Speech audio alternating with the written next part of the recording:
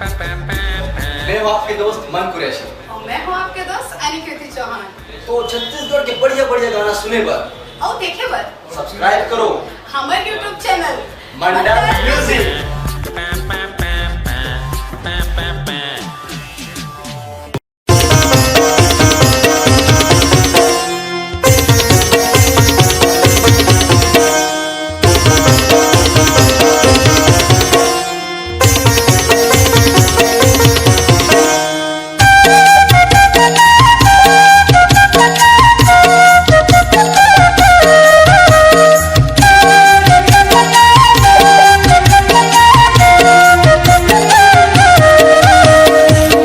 के चरण मवो मन के मनौती मनाबो के चरण मवो नारियल पान जगाबो बाबा के चरण मगा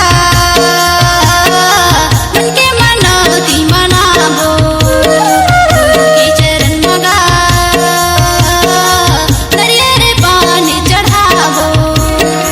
सतुपी बैठे हवे बाबा बही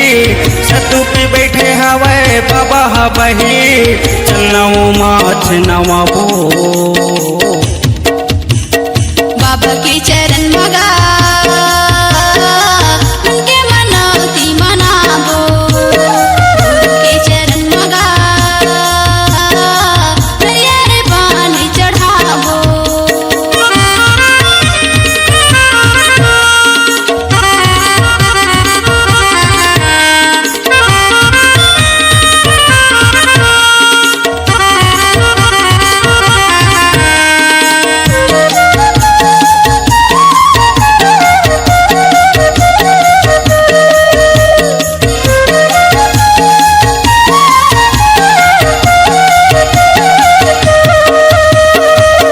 बड़ो ज्ञानी हवे लगा ले आसो लगा ले और बड़ो दानी हवे धन हो उदास धन हो उदास और बड़ो ज्ञानी हवे लगा ले आसो लगा ले और बड़ो दानी हवे धन हो उदास धन हो उदास लगा ले आसो लगा ले धन हो उदास धन हो उदास लगा ले आसो लगा ले धन हो उदास धन हो उदास शत्रुपी गंगा बोहावत धार शत्रुपी गंगा बोहावत धार चलना दोनों जन नहाबो बाबा के चरण मगा मन के मनौती मनाबो के चरण मगा नारियल पान चढ़ाबो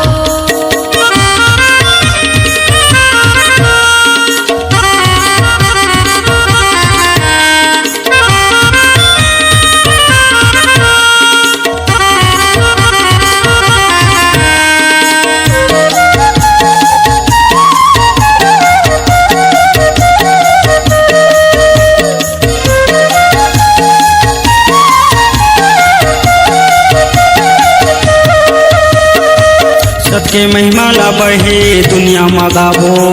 दुनिया मगाबो सबके भजन बहिहा के सुनाबो के सुनाबो सबके महिमा ला बढ़े दुनिया मगाबो दुनिया मगाबो सबके भजन बहिहा के सुनाबो के सुनाबो दुनिया मगाबो दुनिया मगाबो के सुनाबो के सुनाबो दुनिया मगाबो दुनिया मगाबो के सुनाबो के सुनाबो सत्य के महिमा महान हवे भाई सत्य के महिमा महान हवे भाई चलना गिरौद मेला जाबो